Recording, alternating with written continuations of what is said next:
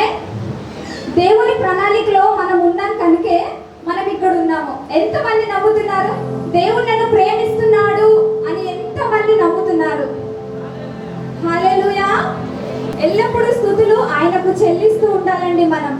ఆమె మన నోటి నుంచి వచ్చే ప్రతి మాట దేవుని గురించి అయి ఉండాలి. ఆయనను ఎల్లప్పుడూ మనము స్తుతులు చెల్లిస్తూ ఉండాలంట. హల్లెలూయా. ఎంతమంది సంతోషంగా ఉన్నారో దయచేసి నిలబడ్డట్లయితే చప్పట్లు కొడుతూ మరి మనం ఒక మంచి పాటను పాడుకుందాము. అందరు యవనస్తులు ఉన్నారు కదండి. యవనస్తులారా, మీరు బలవంతులు అని చెప్తున్నాడు. ఆమె బలహీనులుగా మీరు ఉండడానికి వీల్లేదు. హల్లెలూయా. అందరం కలిసి ప్రేమించేదని అధికముగా అనే సాంగ్ పాడుతూ ఆయనని మహిమ పరుద్దాము.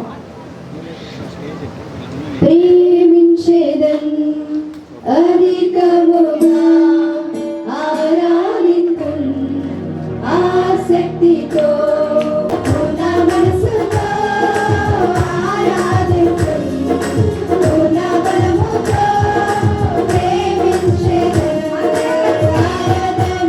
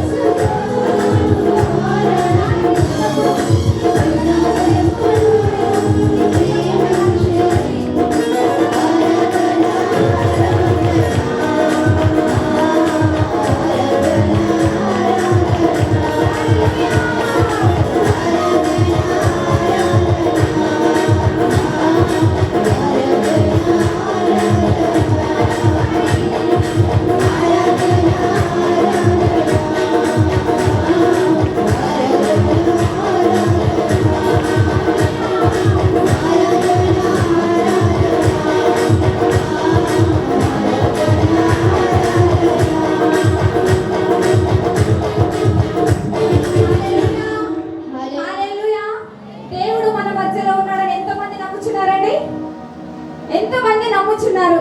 ఎక్కడ నా నామములో ఇద్దరు ముగ్గురు కూడి ప్రార్థిస్తారో ఆరాధిస్తారో వారి మధ్యలో నేను ఉంటానని సెలవిస్తున్నాడు. ఆమేన్. యేసయ్య ఎక్కడ అడుగు పెడితే అక్కడంట స్వస్థతలు జరిగినాయంట, బంధకాలు తెంచబడ్డాయంట. ఆమేన్. ఆయన ఎక్కడైతే అడుగు పెడితే అక్కడ వారి యొక్క పరిస్థితులు స్థితిగతులు అన్నీ మారిపోయినాయంట. ఆమేన్. యేసయ్య ఈ క్షణం ఇక్కడ ఉన్నారా? ఎంతమంది నమ్ముచున్నారు? ఆయన నీ జీవితంలోకి వస్తే ఎలా ఉంటుంది? నీ బంధకాలు తెంచబడతాయి కదా, నీకు ఆరోగ్యం కలుగుతుంది కదా, నీకు స్వస్థతలు కలుగుతాయి కదా, నీ బంధకాలు తెంచబడతాయి, నీ చిక్కులు, నీ వ్యాధులు, నీ బాధలు అన్నీ కూడా పోతాయి కదా. ఆమేన్. ఆయనే నిజమైన దేవుడు అంటున్నాడు. ఎల్లప్పుడూ మనం ఆయనని ఆరాధించు వారిగా ఉండాలి. హల్లెలూయా. మీరు దేవుని సన్నిధికి వచ్చారు కనుక మీరెంతో ధన్యులై ఉంటున్నారు. ఆమేన్. దేవుడి క్షణంలో మీతోనే మాట్లాడుతున్నాడు. ఆయన ఆదరించు వాడిగా నీకు ఉంటున్నాడు.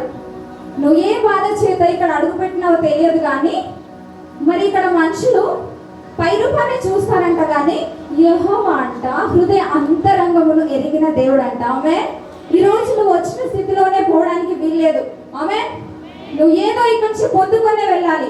ఆశగల ప్రాణమును ఆయన తృప్తి పరచువాడిగా ఉంటున్నాడంట. ఆమేన్. ఏ ప్రాణం అయితే ఆశ కలిగి ఉంటుందో ఆయన వారి యొక్క ఆశను తీర్చివాడై ఉంటున్నాడు. ఈ రోజు నువ్వు ఆయనను పట్టుకొని ఆయన బలమును ధరించుకొని ఆయన ఖడ్గమును ధరించుకొని నువ్వు వెళ్ళాలి. ఆమేన్. హల్లెలూయా.